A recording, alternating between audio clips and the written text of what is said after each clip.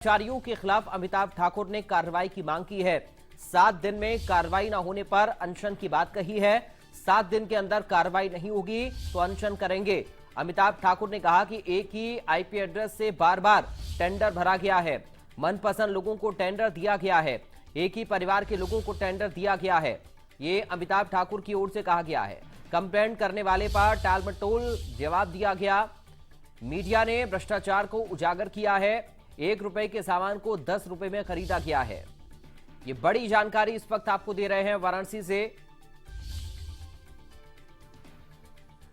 एक बहुत ही गंभीर भ्रष्टाचार का प्रकरण यहां आया है, जो करीब 500 करोड़ रुपए का बताया जा रहा है, जिसमें यहां के एक हैं मिस्टर सौरभ सिंह करके हैं, जिन पर यह आरोप है कि वह लगातार अपने रिश्तेदार एक गौरव और एक कोई सौरभ सिंह करके ही हैं, उनको ही लगातार ठेका दिया जा रहा है। उसमें सबूत इस तरह के हैं कि लगातार एक ही ईमेल से 3-3 ठेकेदार 4-4 ठेकेदार लगातार एक ही ईमेल से सेम आईपी एड्रेस से फॉर्म भरते रहे हैं।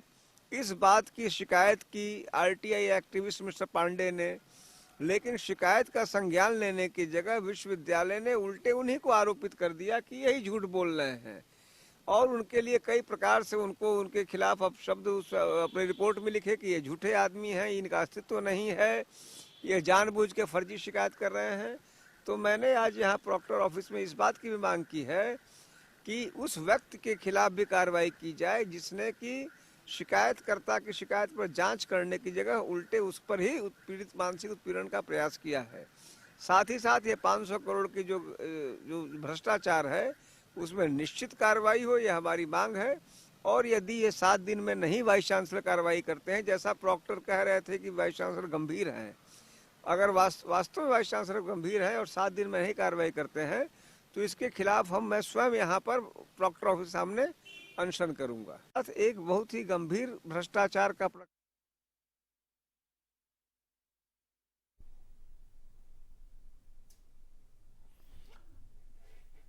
तो आपने सुना, रिटायर्ड आईपीएस अमिताभ ठाकुर को वो कार्रवाई की मांग कर रहे हैं और कह रहे हैं कि 7 दिन के अंदर अगर कार्रवाई नहीं होती है तो वो अनशन पर बैठेंगे।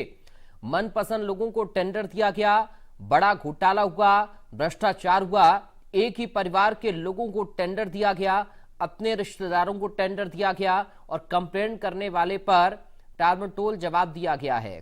तो ये बीएचयू ट्रॉमा सेंटर में किस तरीके का भ्रष्टाचार है, घोटाला है, आखिर क्या है, इसकी जांच होनी चाहिए। इस पर अमिताभ ठाकुर को आपने सुना, उन्होंने कहा कि अगर 7 दिन के अंदर कोई एक्शन नहीं होता है तो फिर वो अनशन पर बैठेंगे।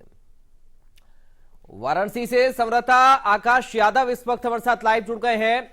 आकाश, अमिताभ ठाकुर अब 7 दिन का अल्टीमेटम देकर ये कह रहे हैं कि कार्रवाई नहीं हुई तो अनशन करेंगे, क्या अपडेट? देखिए, अमिताभ ठाकुर आज बनारस पहुंचे थे एक दिवसीय कार्यक्रम में। उन्होंने प्रेस वार्ता किया। सबसे पहले ट्रामा सेंटर में जो 500 करोड़ का जो घोटाला हुआ है उसको लेकर उन्होंने मीडिया से संबोधित किया। सबसे बड़ी बात है कि प्रेक्टोरियल बोर्ड गए थे, उन्होंने बात किया और कार्रवाई का आश्वासन सुना उनसे।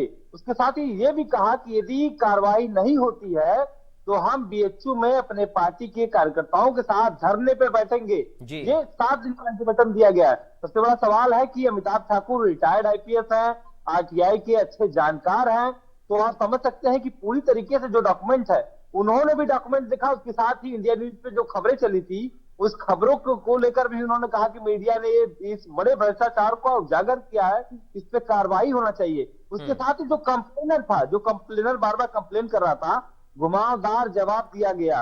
एक ही आईपी एड्रेस से टेंडर भरा गया।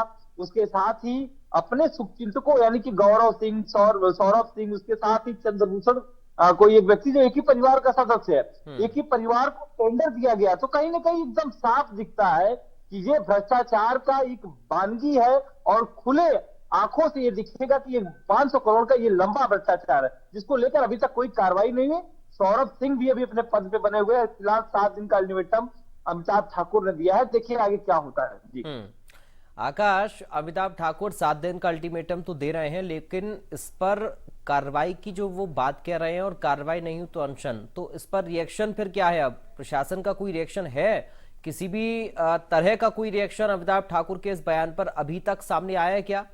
देखिए प्रशासन के लोग पहले, देखिए प्रशासन के लोग जो बीएचयू प्रशासन के लोग हो पहले भी नहीं बोल रहे थे, अब अभी नहीं बोल रहे हैं। हालांकि अमिताभ ठाकुर का कहना है कि वहां से आश्वासन मिला है कि कार्रवाई होगी, लेकिन यदि 7 दिन से पहले कार्रवाई नहीं होती है तो वो अनशन पे बीएचयू में बैठ जाएंगे। ये भी उन्होंने चेतावनी दे दिया, मीडिया से बाइट भी दिया, खुद इंडिया न्यूज से उन्होंने बात किया। इसके साथ ही कहा कि इस बड़े घोटाले में जो जितने लोग हैं, जिसने वित्त पास किया, उसके साथ ही वो व्यक्ति जो घुमावदार सवालों के जवाब दे रहा था, उसके साथ ही जो अभी ट्रामा सेंटर के प्रभारी है सौरभ सिंह, इन पर कार्रवाई नहीं होती है तो कहीं ना कहीं हम अपने पार्टी के साथ अनशन पर बैठेंगे, बीएचयू प्रोक्टोरियल बोर्ड के पास बैठेंगे और तब तक बैठे रहेंगे जब तक कार्रवाई नहीं होती है। जी आकाश, आप बने रहिए मेरे साथ, आपके पास मैं लौटूंगा, क्योंकि इंडिया न्यूज की मुहिम का बड़ा असर हुआ है। बीएचयू ट्रामा सेंटर में भ्रष्टाचार मामले पर डिप्टी सीएम बोले हैं, कहा कि ये केंद्र का मसला है। बीएचयू की व्यवस्था पर लोगों से बात करेंगे। ब्रजेश पाठक की तरफ से बयान दिया गया है, उन्होंने कहा कि ये केंद्र का मामला है। ब्रजेश पाठक का बयान सामने आया है इस मामले पर। बीएचयू ट्रामा सेंटर में भ्रष्टाचार मामले पर बोले हैं डिप्टी सीएम ब्रजेश पाठक। मैं पता करता हूं, केंद्र सरकार का मामला है। मैं बीएचयू के वहां के जो व्यवस्था के लोग हैं उनसे बात करूं। आकाश यादव लगातार हमारे संवाददाता हमारे साथ जुड़े हुए हैं। आकाश, अब डिप्टी सीएम ब्रजेश पाठक भी कह रहे हैं कि वो पता करेंगे कि आखिर ये पूरा मामला है क्या। बिल्कुल, देखिए डिप्टी सीएम जो ब्रजेश पाठक थे वो कल बनारस पहुंचे थे। बनारस पहुंचने के दौरान मीडिया के लोगों ने बात किया, खुद इंडिया न्यूज ने भी सवाल किया, तो उन्होंने कहा कि देखिए केंद्र का मामला है। हालांकि कि जो वहां के व्यवस्थित अधिकारी हैं उनसे मैं संपर्क करूंगा, बात करूंगा, लेकिन कहीं ना कहीं पराग सूत्रों से जानकारी ये भी मिल रही है कि पीएमओ इस खबर को लेकर काफी नाराज है। बीएचयू में जो भ्रष्टाचार हुआ है उसको लेकर पीएमओ नाराज चल रहा है, ये खबर सूत्रों से मिल रही है। तो कहीं ना कहीं बड़ी जानकारी अंदर जो जांच चल रही है वो जांच की प्रक्रिया और तेज हो जाएगी, क्योंकि अमिताभ ठाकुर की भी एंट्री हो गई। अमिताभ ठाकुर ने भी अल्टीमेटम दिया, तो कहीं ना कहीं बनारस की किरकिरी हो रही है। देखिए प्रधानमंत्री नरेंद्र मोदी का संसदीय क्षेत्र है और प्रधानमंत्री एक ईमानदार नेता माने जाते हैं और काशी को लेकर वो जिस तरीके से कार्य करते हैं, जिस तरीके से ईमानदारी दिखाते हैं, खुद उनके निर्देश से मुख्यमंत्री योगी आदित्यनाथ काशी आते हैं। तमाम तरीके की तो विकास होती है, जो परियोजनाएं होती है उसको निरीक्षण किया जाता है और लोकार्पण भी प्रधानमंत्री नरेंद्र मोदी करते हैं। तो उनके संसदीय क्षेत्र में यदि ऐसा भ्रष्टाचार हुआ है, उनके कानों तक यदि बात पहुंचती है, तो कहीं ना कहीं पीएमओ नाराज दिख रहा है। अब पराग आकाश, ये जो आप बात कर रहे हैं ना, ये बहुत महत्वपूर्ण है कि प्रधानमंत्री का क्षेत्र है, उसके साथ ही अब डिप्टी सीएम का बयान भी इस पर सामने आया। अमिताभ ठाकुर भी इस पर मोर्चा खोल चुके हैं और हम ये माने आकाश कि इंडिया न्यूज की जो मुहिम है उसका असर अब धीरे धीरे होने लगा है और जो भ्रष्टाचार की जड़ें हैं वो अब हिलने लगी हैं। आकाश, देखिए इंडिया न्यूज एकमात्र ऐसा चैनल है जो पहली बार इतने बड़े भ्रष्टाचार का खुलासा किया है, और ये खुलासा हम लोग मौखिक नहीं किया है, हम लोग एविडेंस के साथ खुलासा किया है। बिल्कुल, हम लोग बीएचयू की रीति से बात करना चाहे, हम लोग वित्त पास करने वाले उस वित्त अधिकारी से बात करना चाहे, हम लोगों ने डायरेक्टर से बात करना चाहा, हम लोगों ने सौरभ सिंह से बात करना चाहा, वही सौरभ सिंह जिनपे भ्रष्टाचार का आरोप लगा है। यदि सौरभ सिंह को लग रहा है कि ये झूठे हैं, ये अफवाह है या कुछ भी हो, तो वो मीडिया से बात किए होते, हम लोगों से बात किए होते। लेकिन बात करना, मीडिया से भागना, तो कहीं ना कहीं एक बड़े संदेह का ये प्रतीक होता है। फिलहाल डिप्टी सीएम के संज्ञान में इस बात को हो गई है, जो सूत्र बताते हैं पीएमओ ने संज्ञान लिया है, जो सूत्र बताते हैं सीएमओ कार्यालय से ये संज्ञान लिया गया है।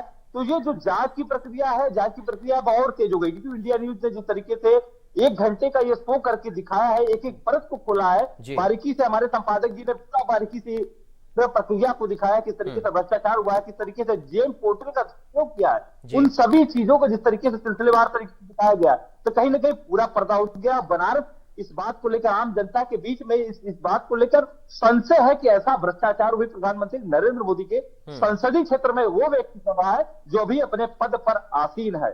जी बहुत शुक्रिया।